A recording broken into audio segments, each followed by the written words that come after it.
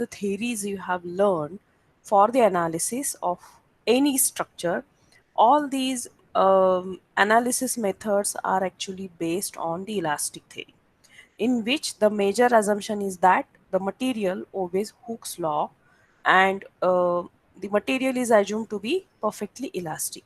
And the elastic theory is applied for elastic material and to find out the various deformations, especially like slope and deflection, also the moment and shear force, the other forces also.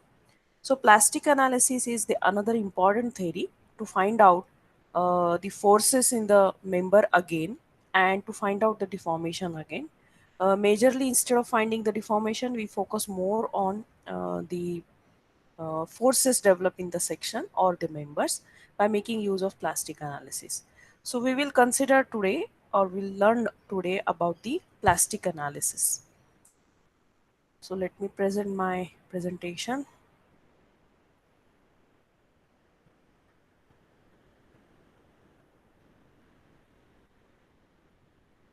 Is it visible to everybody?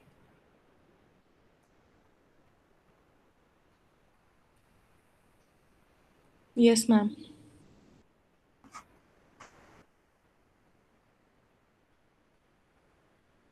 Okay. Now, to start with any analysis method, we have to start first with its assumptions. So, what are the assumptions made in plastic analysis that we will see first?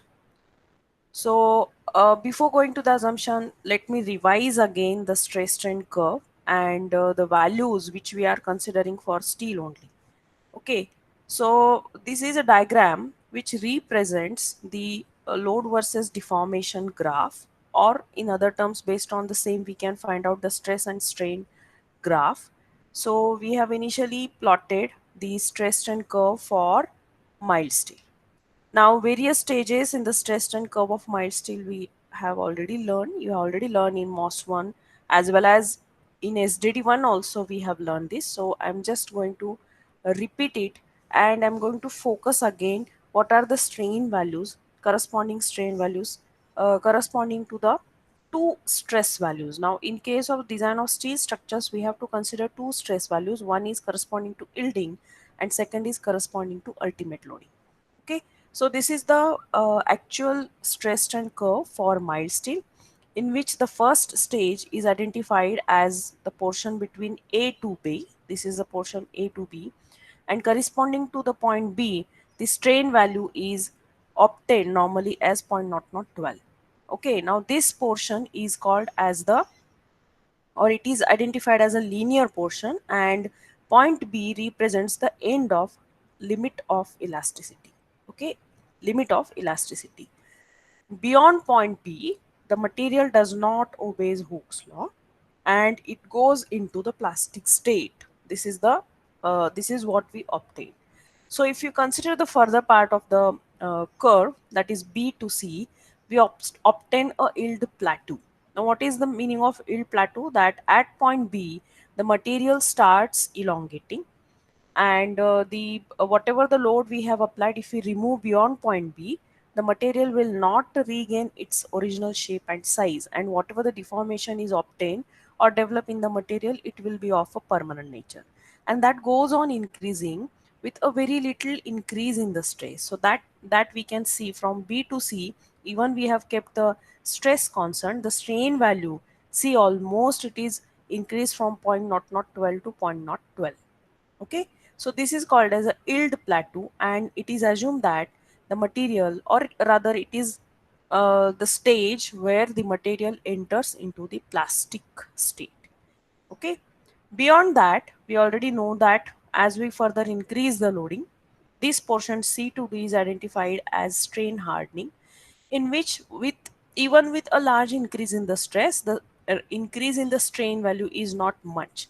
As compared to B to C, the increase in C to D is less with respect to the increase in stress. Okay, and that relation of stress and strain, whatever we assume in the AB portion, is not followed in CD portion. That is, the material is not obeying the Hooke's law, the stress is not proportional to the strain, whereas the strain is increasing slowly with the rapid increase in stress. Okay, so there is a non-linear relation between stress and strain between C to D. D is a point where we obtain a maximum load, or the material can carry the maximum load. The stress corresponding to this point D is the Fu, that is the ultimate stress, and the strain value what we obtain is around 0.15. Beyond that, from C to next point E, there will be a sudden decrease in stress along with the increase in strain value. So material has started elongating now. The elongation, percentage of elongation or amount of elongation goes on increasing rapidly, and at point E the material fades. Okay, now corresponding to failure, the strain value normally obtained is 0.23. So this is how the mild steel behave under the axial tensile force. Now we can see here the another graph for high strength steel. This is the actual curve for HYSD bar or high strength steel. Normally the um, grade of this steel is around 500 or 415 megapascal. So in this curve, you can see that there is no any linear portion. So to find out the point of yielding, where we can say that there is a end of elasticity or the limit of elasticity, if you want to locate that point, we need to consider the proof stress, and corresponding to proof stress, that is the stress value or strain value corresponding to 0.2% or 0.002 value, we plot a parallel line. The line, a parallel line, parallel means parallel to AB portion.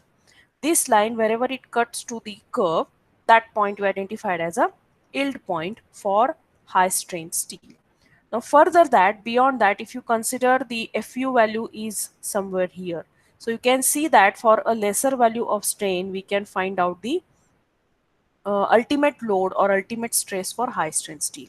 So if you compare these two steel bars under the axial tension, and if you compare the Fy and Fe value for both these, you can see that for mild steel, the difference between Fy and Fu, or the point where we obtain a Fy and the point where we obtain Fu, it is large. The difference between Fy and Fu is large, whereas for high strength steel, that difference is lesser as compared to mild steel. This is because the carbon content in high strength steel is more as compared to mild steel, and as you can see here, the difference between Fy and Fu value is lesser. It means this steel shows lesser amount of elongation. Okay, the strain values, you can see here, the strain value corresponding to the failure is even less than 0.15, which is 0.15 is the value corresponding to the ultimate stress for mild steel. So the elongation shown by high strength steel bar are less as compared to the mild steel. In other terms, I can say that ductility shown by high strength steel is less as compared to mild steel. Okay, so this is the difference between the two grades of the steel in with respect to their behavior under axial tension. Now all these values we need to understand very carefully. Point not 12, point not 12, because all these values of strain are corresponding to a specific state of a material. So if you consider only the mild steel, we can see here that point C is the point beyond which the strain hardening starts. The material does not obey the Hooke's law, and the strain value or the ultimate stress value is obtained at point D, so beyond point C. So in the design, we do not actually consider the actual behavior of a material. We make certain assumptions and we consider a idealized stress strain curve. So for steel, the idealized stress strain curve is considered like this. That is, point from point A to B and from B to C, this idealized stress strain curve is considered for the design. So corresponding strain values are also taken into the design. That corresponding to point B, the strain value of point not 12 is taken, whereas at point C, the corresponding strain is point not 12. So it means that we can say that the strain when it is developed beyond point not 12 in case of steel under axial tension, we assume that the material is failed completely. So this is the idealized stress strain curve. In examination, you may be asked to draw the actual stress strain curve and an idealized stress strain curve for mild steel. Now, whether it is a mild steel or a high strength steel, we use the same idealized stress strain curve. Okay, so is it clear what is idealized stress strain curve? So we can see here that from B to C there is a large increase in the strain value, a large increase in the deformation, and this is called as yielding of the material. So material yields from B to C, showing a large amount of elongation. Now, based on this, um, what exactly is the plastic theory? Now we have already you have already learned about the elastic theory, in which it is always considered that stress is directly proportional to strain. And if I will go back to this diagram, in elastic theory, the curve is considered only up to point B. A to B, this is only the stress strain curve which is taken into consideration for all types of calculation.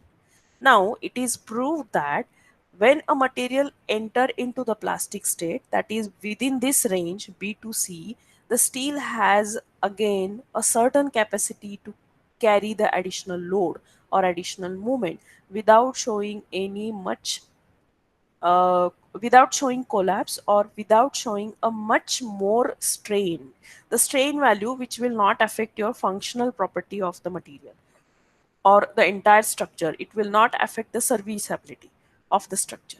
Beyond this, obviously, there will be the large amount of strain developed in the material, which will directly have an effect on the serviceability. So the limit state restricts the deformation value up to the point C. Okay. So the plastic theory is based on this concept that whatever is the additional load carrying capacity of a material from point B to C, that is utilized in plastic analysis. So steel has, we already know, has a unique property called ductility, and because of which it can absorb large deformation beyond the elastic limit without fracture.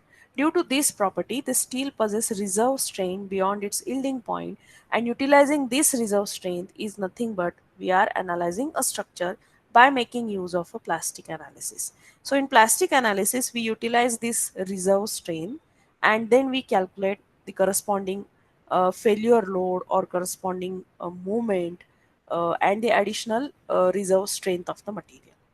So let us see now what are the assumptions for plastic analysis.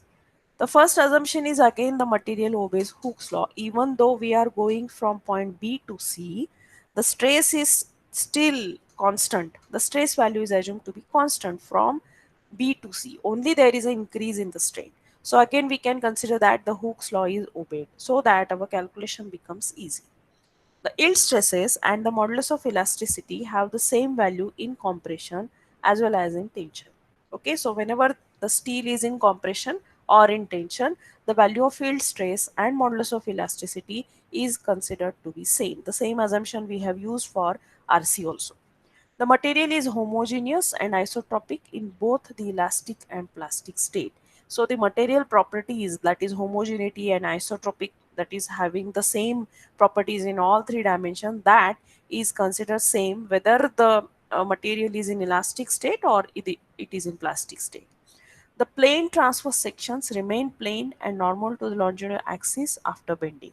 So this is a very uh, popular assumption either in elastic state or as well as in plastic state. Now because of this assumption, we are actually, or we can use a strain diagram which is linear. It means that after the bending, obviously after bending there will be certain changes in the fibers of the steel, but these changes means the rotation of each fiber in the steel section takes place in such a fashion that the section remains normal with respect to longitudinal axis. Okay, or the deflection of that section from the neutral axis will be same means it will be in proportion. Okay, so this is the major and important assumption based on which we can assume that the strain diagram is linear. Now the next assumption is there is no resultant axial force on the beam. Whatever the axial force, it is entirely used to show the deformation. That is another assumption. Then the cross section of a beam, it's symmetrical about an axis through its centroid, parallel to the plane of the bending. When we consider plane of a bending, normally A neutral axis we consider to represent the cross section. So when we consider any axis passing through the centroid of any section, it is assumed that the beam is symmetrical about that axis. Symmetrical means in the compression zone and tension zone, the area of the cross section is considered equal. And the last important is every layer of the material is free to expand and contract longitudinally and laterally under the stress as if separated from the other layer. It means each and every layer in the material, each and every fiber of the material is considered as an independent fiber. So, whenever the stresses are developed in these fiber, the stresses are considered to be successively transferred from one fiber to the another to the third to fourth, like that. So, the expansion and contraction either in longitudinal or lateral direction for each and every layer of the material is considered to be separate in means individually each and every fiber can expand and contract. Okay, so it means that whenever the top fiber gets expanded, it doesn't mean that the next immediate fiber is also getting expanded. So expansion and contraction of each fiber is independent of the next fiber, or it doesn't have a direct impact on the next fiber. Okay, so this is the meaning of the assumptions for the plastic analysis. Guys, is it clear up till now whatever I have explained about plastic analysis? Hello, students, Yes, ma'am. Yes, ma'am. is it clear now? You can see all my slides. Yes, ma'am. Okay. Now let us see the cross-sectional behavior of any steel section, how it is assumed in the design of steel structures and specifically in the plastic analysis. So if you consider any steel section, I have considered two sections here, either it is a rectangular cross section or a I-shaped cross section. For both these, this is a cross-sectional diagram or cross-sectional view of the section representing the neutral axis and stress distribution diagram. Now, the stresses developed in the material are considered to be obeying a Hooke's law, right? That is, the stress is directly proportional to the strain. So, we can draw a linear stress distribution diagram in case of a steel. Okay, now the material is also homogeneous and isotropic, so it behaves like a elastic material. So this is a stress distribution diagram for a steel section, whether it is rectangular or a I-shaped section. The stresses develop in each and every fibers or the strains are shown over here. Okay, so all these horizontal lines are representing different fibers and the stress develop in each fiber is shown here. Normally, it is assumed that the extreme fiber, either it is a topmost fiber or a bottommost fiber, they get stretched or elongated equally. Okay, so the stress developed in both these fibers is same. Either that is the this part, that is the portion above neutral axis is in compression and the portion below neutral axis is in tension when we consider flexural action. Okay, so under bending, this is a compression and this is a tension zone. So in the tension zone or in the compression zone, the stress developed in the extreme fibers are having the same or equal stress magnitude. Okay, so initially when we apply a loading, axial tensile force, the stress developed in the extreme fibers of compression and tension zone are of equal in magnitude and the value is less than Fy because the material is still in elastic limit. So we are considering now how the material behaves, what are the stresses developed in the material when by along with the stress strain diagram, that is along in stress strain diagram we are considering A to B portion now. So within A to B portion, the stress distribution diagram will be like this. The stresses developed in each and every fiber are less than the maximum stress for that state, that is Fy. Okay.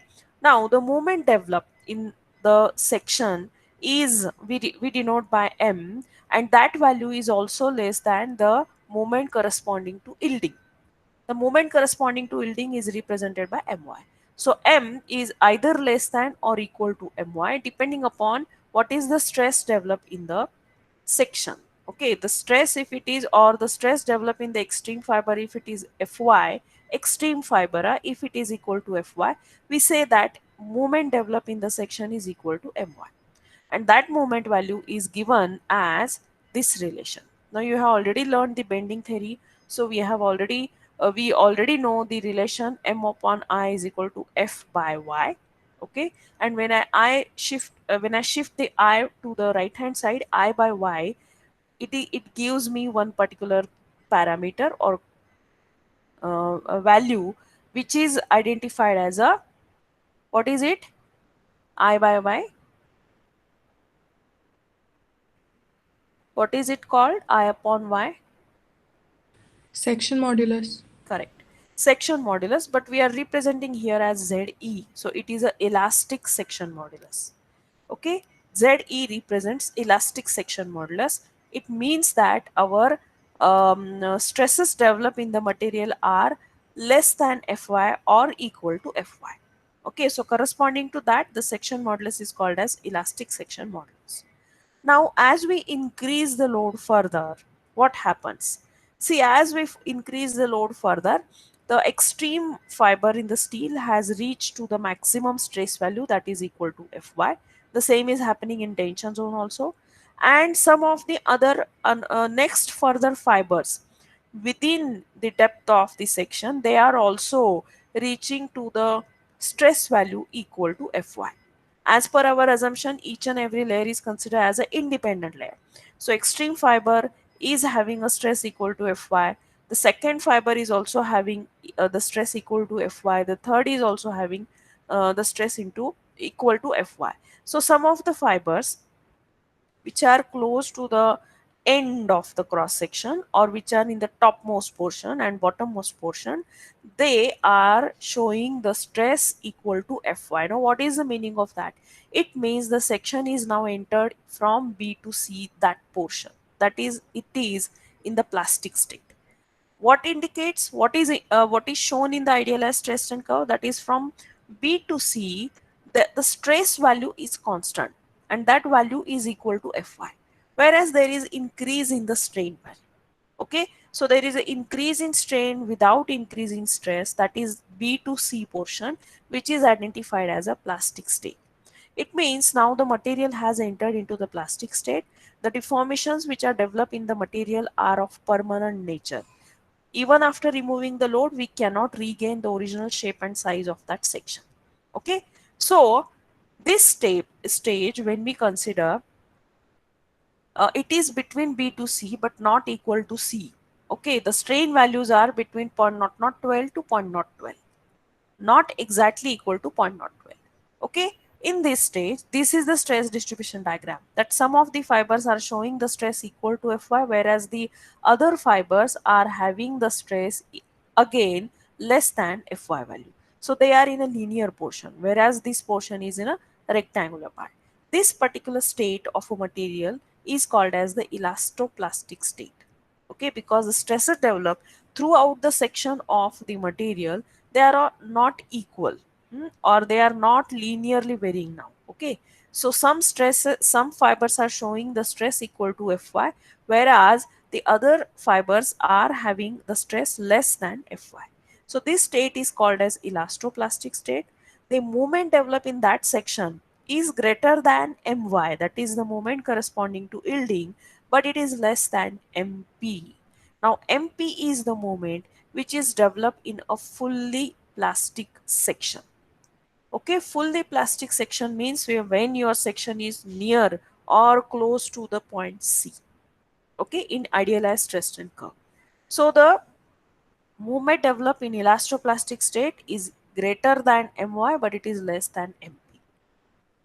Further, when we increase the loading, axial tension, the next fibers, they also reach to the stress value equal to Fy.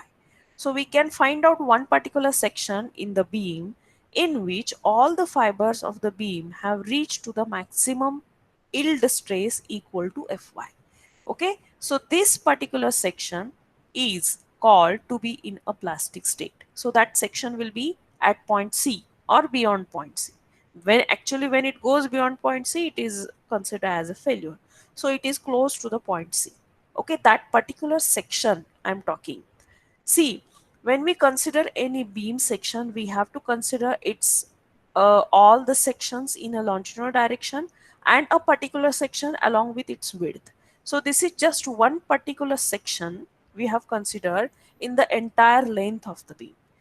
When we are representing that a one particular section is in a plastic state, it means the other sections may be or may not be in a plastic state. Okay, some of the sections are in plastic state, whereas some are in elastoplastic state, whereas some are completely in elastic state. Okay, so let us consider that we have assumed only one section in which the fibers, all the fibers have reached to the maximum stress value, that is Fy. In that case, the stress distribution diagram, whatever we obtain, is completely a rectangular one. You can compare the stress distribution diagram for completely elastic material and for completely plastic material. The stress developed in each and every fiber of a section along its depth is constant and it is taken equal to Fy. Okay, this is called as a plastic state. The moment developed in plastic state is represented by MP, which is given by the formula Fy into Zp. Now the Z is nothing but a section modulus again, but it is in a plastic state. So this is called as a plastic section modulus. There is a difference between elastic section modulus and plastic section modulus. What is that different? We will see further. So just tell me guys whether the concept of the cross-sectional behavior, is it clear or not? Do you have any doubts related with this? No, ma'am. Okay. Ma'am, Yes. ma'am, I was asking about the idealized stress strain curve. Ma'am, it Okay. is the assumed stress strain curve, no? It is assumed for design purpose. Actually, it is a Okay. part of your actual stress strain curve, right? This part is Yes. present in the actual stress strain curve. But we Hmm. consider the behavior of a material up to certain limit only. Beyond that, we are not considering. If we consider the actual stress strain curve, and if you consider the design or develop the design philosophy based on that, obviously we have to consider the non-linearity developed in the material also, right? That is from the part of the curve from point C to D, where the curve becomes non-linear. And when we go into non-linearity, the analysis becomes very tough because the formulae, whatever we are obtaining, they are not having any direct relation. They are indirectly related. And our formulae becomes more and more complicated. See, all these elastic analysis, plastic analysis, for the sake of ease or for to avoid the complications, we are idealizing the stress strain curve by considering only the linear portion. There is non-linear analysis also. We are considering all these linear analysis, elastic analysis, plastic analysis, all these are the types of linear analysis. If you learn further, there are certain analysis methods in which we do consider the actual behavior of a stress material, that is the actual stress strain curve, and we do consider the non-linearity in the analysis. So non-linear analysis, it is a separate subject in structural engineering, and the formulas and the derivations and the design steps are much more complicated in non-linear analysis. So there we consider the actual stress strain curve. Okay, is it clear now? Yes, ma'am. Yeah. Okay. Now let us move to this section modulus concept. Let us see what is that plastic section modulus. So let us consider any cross section. I have considered an oval shaped cross section over here, and we have assumed that this entire section is now in plastic state. Okay, so the stress distribution diagram represented here is a completely rectangular one. All these fibers in the section are showing the stress equal to Fy. Okay, now for this section to be in equilibrium, obviously whatever the force developed in compression zone, it must be equal to the force developed in tension zone. Okay, so we have simply equated the total compression to total tension. Now how this total compression or total tension is given? We know that any force is equal to stress into area. So if I consider only the compression zone over here, the force of compression C I can represent here as stress into area of the cross section. So let us consider the area of a cross section above this axis as equal to A1, and the CG of this portion is acting at this point G1.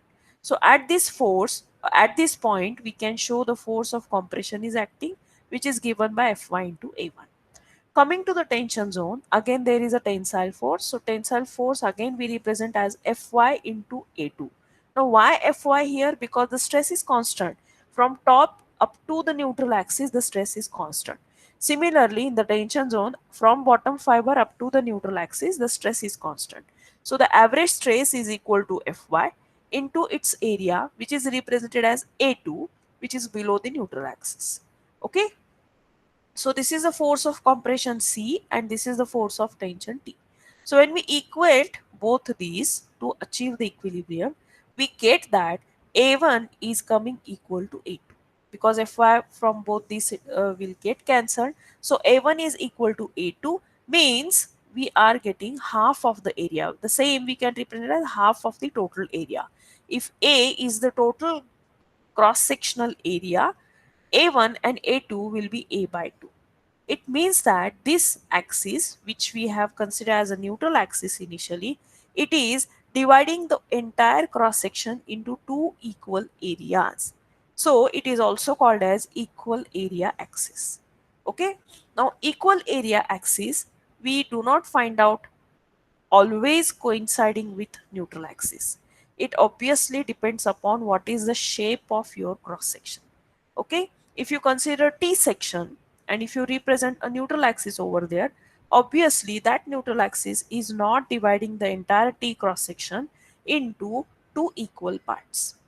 Okay, so there the equal area axis may be different or it may coincide. It depends, completely depends upon what is the shape of the section, what is the depth of the flange of the T, what is the depth of the web of the T, what are the thickness of each and every part. That also defines how the axes are dividing the area.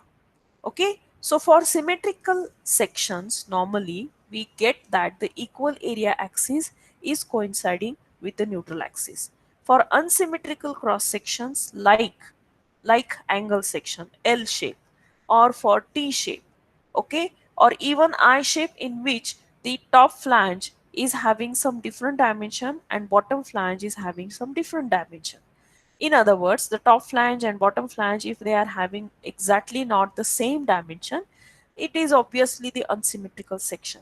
In that case also, the equal area axis may not be coinciding with the neutral axis. But it is observed that for all symmetrical sections, the equal area axis lies or coincides your neutral axis. Okay. Now, how to find out now this ZP? Let us see based on by extending the same concept further.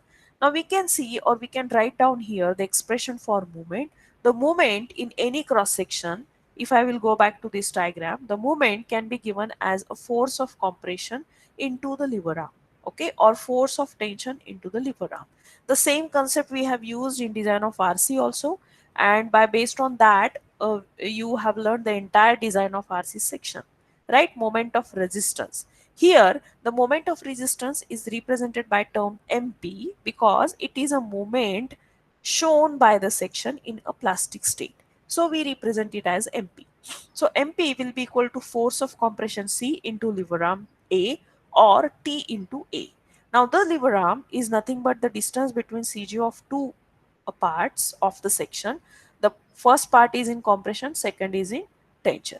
So let us denote it by say y1 and y2. Y1 is a distance of CG of a compression part or the cross section in compression zone from neutral axis, and y2 is a distance of CG of the cross section in tension zone from the neutral axis. Okay, so MP can be written as C into A or T into A. Let us write down as per C into A, or C is nothing but, or CA, or what is C? C is the force of compression which is represented as Fy into A1, and A is nothing but a lever arm here, it will be Y1 plus Y2. So A is Y1 plus Y2. So Fy into A1 into Y1 plus Y2, it is giving me C into A. It is equal to MP. Now MP can be represented as Fy into Zp. Okay, so I have put only MP, expression of MP as Fy into Zp. Fy from both these sides will get cancelled, and I can write down Zp as equal to, I will write down the first step only, Zp equal to A1 into Y1 plus Y2. Now this A1 we can replace by A by 2, because we have already proved that for that given section A1 and A2 both are coming equal. Okay, so A1 or A2 I am replacing it by A by 2. So A by 2 into Y1 plus Y2. This gives me the plastic section modulus. Remember, do you remember the formula for elastic section modulus? ZE. What is that? You have learned this in bending theory. What is ZE?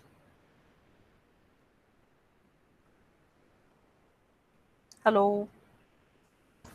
BD square, BD cube by 2. BD cube by 12. It is for rectangular cross section.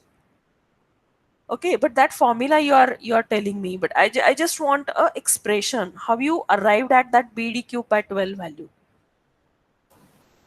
Then using moment of inertia substitution Moment of inertia and I. dividing by the depth of the neutral axis from the point, and that is y by 2.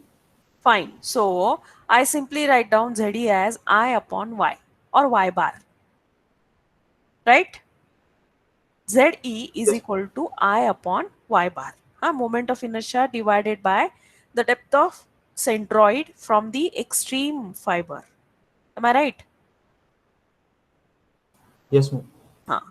Now, comparing with that, ZP value is having something different formula. Okay, ZP is not I by Y. It is not equal to I by Y, but it is actually A into Y.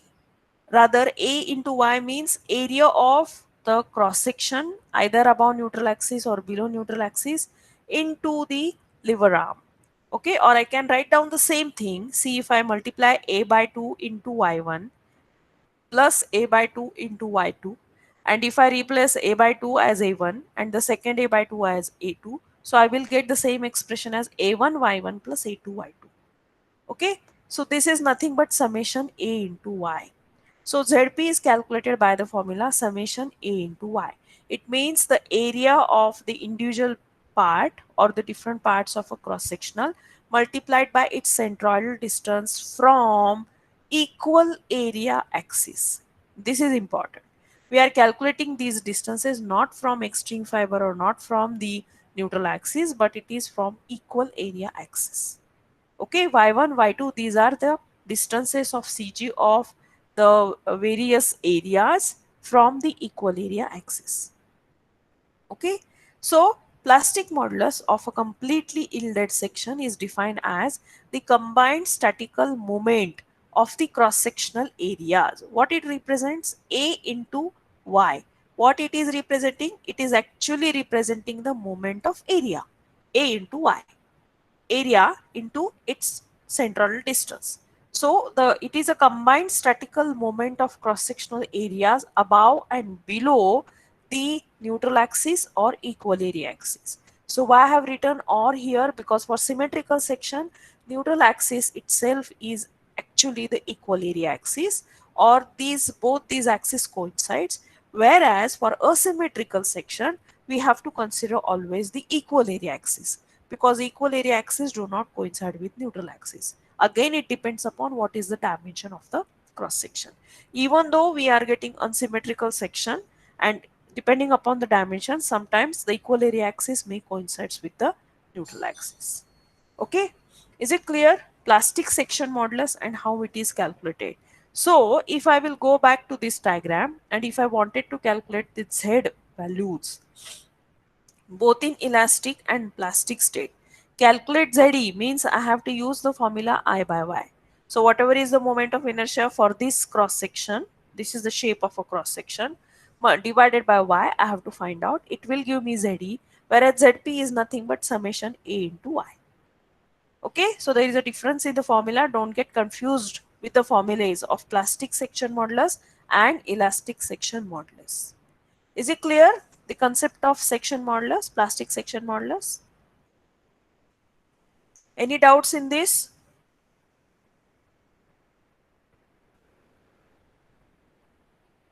Students, you're not ready to talk with me today, huh? Hello? No, madam, no doubts. Okay. Now, another important parameter or the term is associated with plastic analysis, that is the shape factor. Shape factor is actually a ratio of, I'm directly coming to the formula, ratio of plastic section modulus to the elastic section modulus.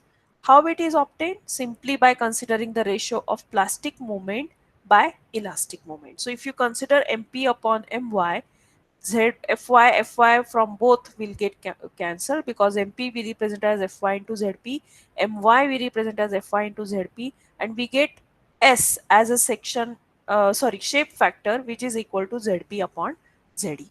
Okay, this is also a important term, and you might have learned this in while learning the moment of inertia. Have you learned this concept, shape factor? I think not, because you have not learned plastic analysis yet.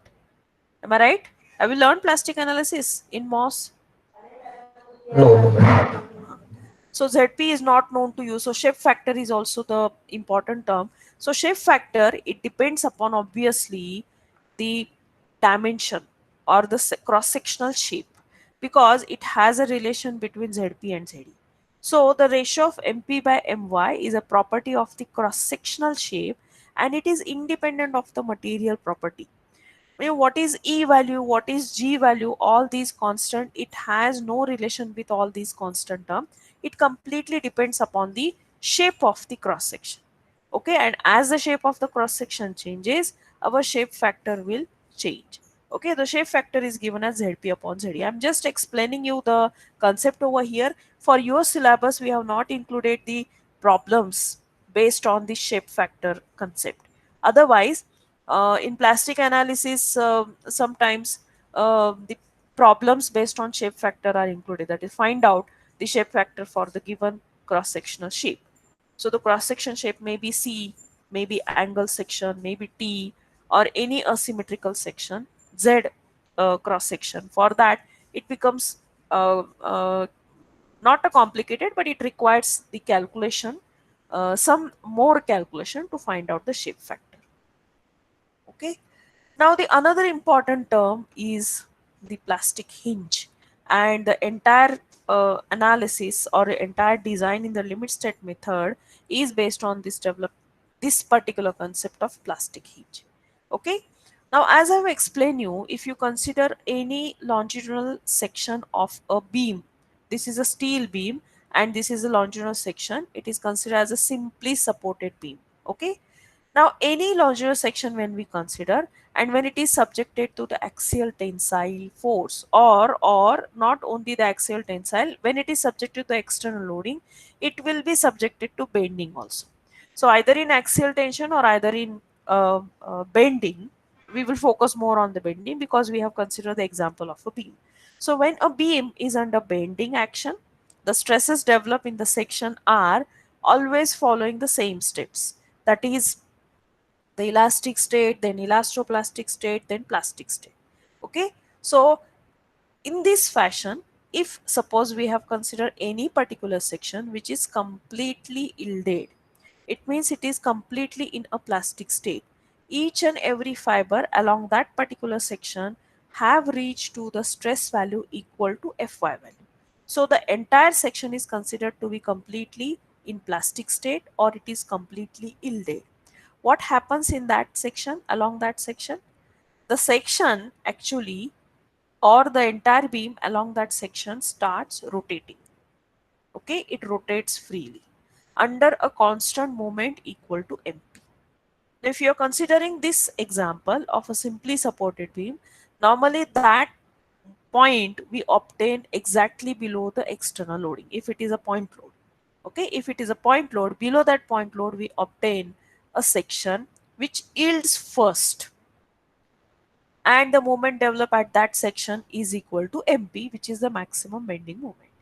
Okay, now what is that point? That particular point or that particular section is called as a plastic hinge. Okay, what happens? See, the plastic hinge and infinitely large rotation can occur under a constant moment equal to the plastic moment of the section. So at a plastic hinge, wherever there is a development of plastic hinge, the two parts, the beam actually get divided into two parts. But these are not a separated parts. These are still connected to each other. But a large amount of rotation takes place at this part or at this point. So it is called as plastic hinge. It behaves like a door. Door, it has at one end it has a hinges, so it can freely rotate when we apply a force or when we apply a moment. Okay, so this is nothing but a hinge, but it is called as a plastic hinge, not simply a hinge. Why plastic hinge? Because a section along this point is completely yielded. It is in a plastic state. So it is called as plastic hinge. Okay. So plastic hinge is defined as a yielded zone due to bending in a structural member at which an infinite rotation can take place at a constant plastic moment MP of the section. And this is the most important thing now in plastic analysis. Whenever a plastic hinge is developed, the section cannot carry the force further or the load further. Okay, because it can rotate, it starts rotating freely. Okay, and because of the excessive rotation, obviously we consider that the section has shown failure. Now the failure criteria, it also depends upon your boundary conditions or the support conditions. Now this supports whatever we provide for a given beam. It may be either a simple support, it may be a hinge support, it may be a fixed support, it may be at one end hinge, another end fixed, both ends hinged, both ends fixed, any combination of the supports we do. And because of these support conditions, the indeterminacy get developed in the section. So development of plastic hinge has a direct relation with indeterminacy of the structure. And whenever we consider any determinate structure, even with the development of a single plastic hinge, we say that the beam has failed. But whereas in case of indeterminate structure, it is not the case that simply by development of a single plastic hinge, the beam is assumed to be failed. No, in case of indeterminate beam, we require sufficient number of hinges to show a complete failure. Now, what is that? What is that actually when a plastic hinges are developed? The beam is going under a mechanism. Okay, it is going under a mechanism. It is forming a mechanism, and a mechanism fails only when sufficient number of hinges are developed in the mechanism.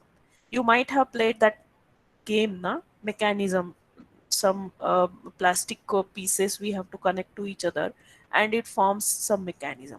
Okay, so mechanism condition, how it is defined or what is that? The ultimate or collapse load is reached when a mechanism is formed. That is when sufficient number of plastic hinges are formed and a beam starts rotating around all these plastic hinges with a large amount, and the beam is not capable further to carry the load or to sustain the moment. In that case, we consider that the beam shows a failure. The number of plastic hinges developed should be just sufficient to form a mechanism. Okay, now what is that? So let us come to the example directly. If you consider the simply supported beam, this is the first example, a simply supported beam subjected to central point load. The maximum moment we obtain below that point load. So obviously the first plastic hinge will get developed below that point load. Now, sorry. The beam is having a simple support. It means at the support the beam can rotate, and here is another point where the beam also can rotate again. So at this portion of a beam, at both ends the beam can rotate in any direction. So this is not a stable part of a beam, and obviously it will not carry any load. When we apply a load on this part, it will collapse. Okay, So these two supports are a simple support where the rotation is already allowed, and we have one more point developed where again a rotation is allowed, large amount of rotation. So for determinate structure, the degree of redundancy or indeterminacy is 0, and hence to achieve a complete collapse will require just one plastic hinge to get developed in the beam. By the development of a single plastic hinge, the entire beam will show collapse. Okay, now coming to the next type, that is a prop cantilever beam. Here, the maximum, obviously the moment we obtain below the point load, and at that point load or the point where we get a maximum bending moment, MP, that point gets turned into plastic hinge because there is a development of MP. It means each and every fiber has reached to the maximum stress. The complete section is yielded over there. So obviously there will be the formation of a plastic hinge. So this, even with the formation of this plastic hinge, this part of beam will not get collapsed because there is a fixed support over here. Okay, the beam is not free to rotate over here. It will fail only when there is a formation of the second plastic hinge at this point. Okay, so for a prop cantilever beam to achieve a complete collapse, we require two plastic hinges. Now, how we come to know that? By considering the mechanism, by development of mechanism, how the mechanism is getting developed in this beam, we can see that yes, two plastic hinges are required to achieve the complete collapse. But the same thing we can obtain by considering the degree of indeterminacy. In case of prop cantilever beam, the degree of indeterminacy is equal to 1 because there are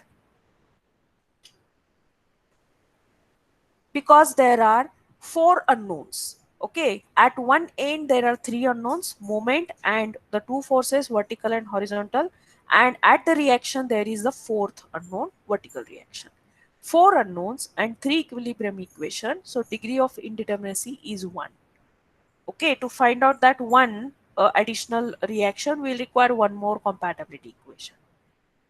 So degree of redundancy is 1, and 1 plus 1 will give me the total number of plastic hinges. So to get the number of plastic hinges, or to get an idea that how many plastic hinges are required to achieve the complete collapse for any given type of a beam, we need to find out the degree of indeterminacy. And the plastic hinges, number of plastic hinges formed will always follow this equation, R plus 1. Okay, that degree of indeterminacy or redundancy plus 1, two plastic hinges. Same if you apply for the fixed beam. Fixed beam, again, suppose it is subjected to a point load. Below that point load, the maximum bending moment will be developed. So first plastic hinge will develop at this point.